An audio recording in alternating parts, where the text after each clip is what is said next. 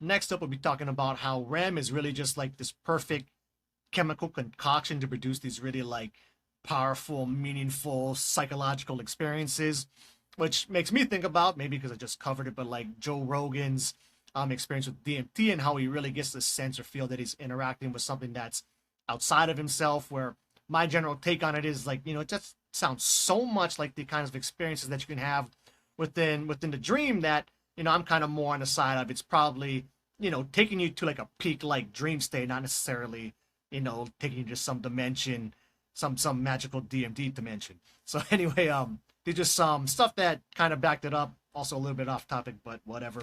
So neurochemical changes occur during REM that prime our brains to not only generate but also trust extraordinary visions. Activity spikes in the emotional centers of the brain. At the same time, the main areas involved in rational thinking and decision making power down, as with the parts of brains associated with self control. The result is a perfect chemical canvas for dramatic, psychologically intense visions, where basically, like, the parts of your brain that govern emotions are like fired up, when the parts that govern them and help regulate them are like quieted down.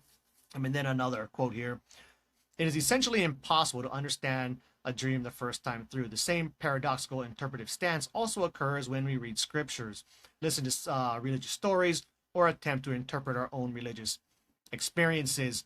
Which, when it comes to dreams, they don't tend to just kind of come out and bluntly tell you exactly what you're supposed to be doing with your life, right? They tend to kind of talk and interact with you in metaphorical, symbolic ways. So you got to kind of like decode that shit and figure out the answer for yourself.